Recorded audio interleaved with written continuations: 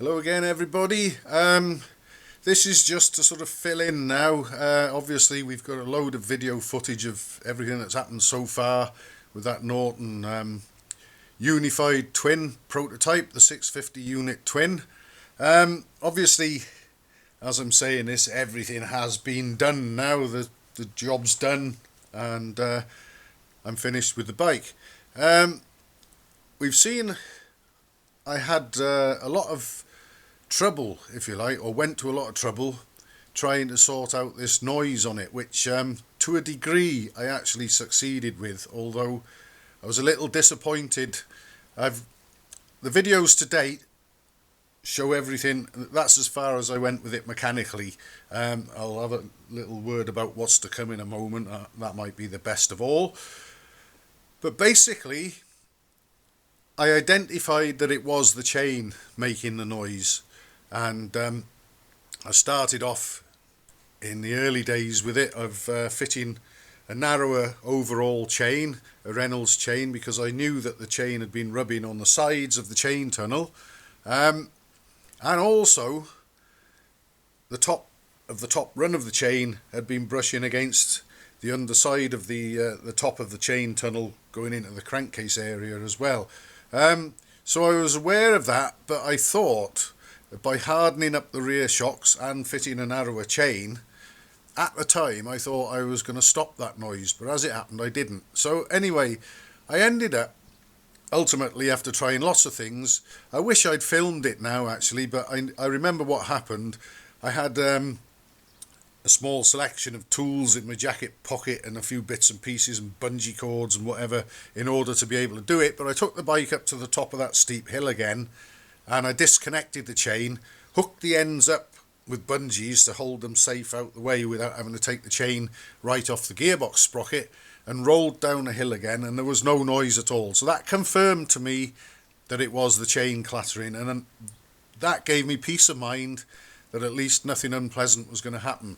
But here, we'll have a look in a minute, I've got a set of Royal Enfield 250 Crusader crankcases here to sort of demonstrate some of what went on. So I'm going to re-angle the camera now, hopefully. Let's see if I can do that. Turn it round, tilt it down there, lower it a bit. Here we go. We're looking at the back of a Royal Enfield 250 Crusader bottom end here, and I'll throw a bit of light on the subject as well. I want to use the chain tunnels to demonstrate. I see that my head torch has just decided to let me down right now, so hopefully we'll have to make do with what I can point at. But basically, you can see where, in this case, the chain has been rubbing on the tunnel, the lower parts of the tunnels. But that basically, that wear that we're seeing there, is basically what we had at the top of the chain tunnel on the Norton prototype. Now the chain had also been brushing against, if you like, this face here and making a racket. So I moved the sprocket over about 2mm to the left so that the chain could clear this area and hopefully not make the noise.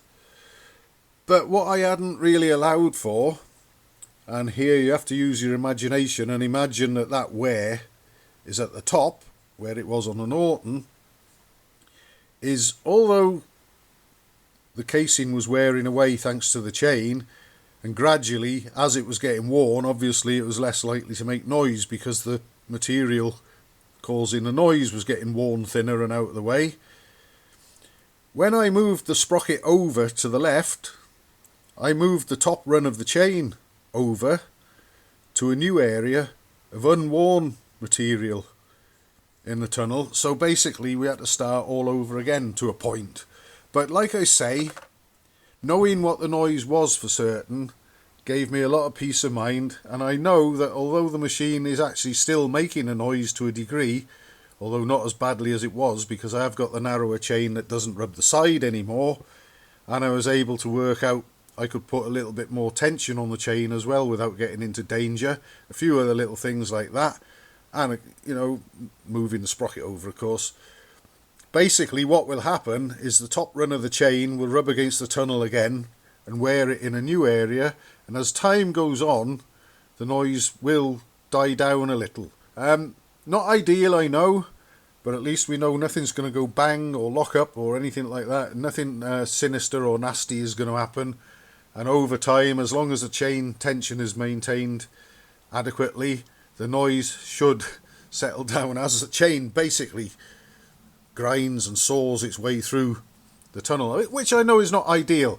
And it did cross my mind to crop away the affected part of the tunnel, but that's up to the owner if that was going to be done. And it's a prototype engine, a one-off casting, and it's not the end of the world. There's an occasional noise, but anyway, that's basically where I got to with that. And the primary chain, incidentally, there's been a few comments that that was too tight after I went up from 19 to 20 teeth on the gearbox sprocket.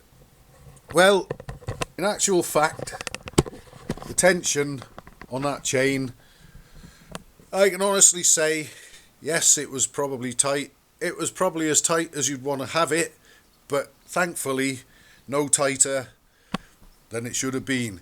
I've literally just got away with it. Any more tension on it and it wouldn't have been good, but believe me, the chain and the clutch basket sprocket, the engine sprocket, the chain, all went on. The obviously the crank's got a taper on it, so as I pushed the engine sprocket onto the taper, the tension on the chain was taken up, and I was very careful, very mindful to check that there was actually some movement available. And the bottom run of the chain, even though the adjuster was backed right off, there was some weight or pressure of the bottom run of the chain on the tensioner pad, even when the tensioner was backed off. And I rotated the engine to several different points, checked and verified that at no point in the rotation was the primary chain actually too tight. And I'm coming to this now. I did, since the last video where I rode it first time with the 20-tooth engine sprocket on, there's 7 videos to follow this one, and they are the sort of pinnacle of my career, I suppose, and my riding. And basically what we've got is, I decided that I would do a 30-mile ride on this Norton prototype, and if it went well, by the time I got halfway, which was up to the dam where you'll see where we went, I would make a decision whether I would just come home again and make it 30 miles or carry on around it and make it 50 miles. Unbeknownst to me, there was roadworks and a road closure which ended up sending me somewhere I've honestly never been before, across the range, the Epint range. And I was a little concerned about, well, finding my way over it actually, and also whether I had enough fuel in the tank. But that turned it into a 70-mile round trip, a thoroughly enjoyable one on a beautiful sunny day on this rare and interesting machine that still made the noise occasionally, but I knew what that was, so that wasn't bothering me. And well, what can I say? There was some fantastic scenery. The bike was a pleasure to ride, a vast improvement on its new slightly higher gearing. And for anyone who wants to stay with me after this video, I'll be starting to upload them, and as I say, there's 7 of them in total, covering every step of the way of that trip, which I think I'll remember for the rest of my life. It was a thoroughly enjoyable experience, and I'm so glad I did it. And everything went well and better than expected. And like I say, I did at least 20 miles more than I'd originally intended to, and everything was fine. So all it remains to say really is thanks very much for sticking with me with this story. It's been a challenge, and maybe I missed a couple of opportunities earlier on in the process of getting rid of this noise. Like I say, I haven't got rid of it entirely, but what's left of it, I know what it is. The bike is fine, the owner can enjoy it, so hopefully that's what he'll do. Thanks for watching, everybody. It's certainly been some trip, this one, but I wouldn't have missed it for the world.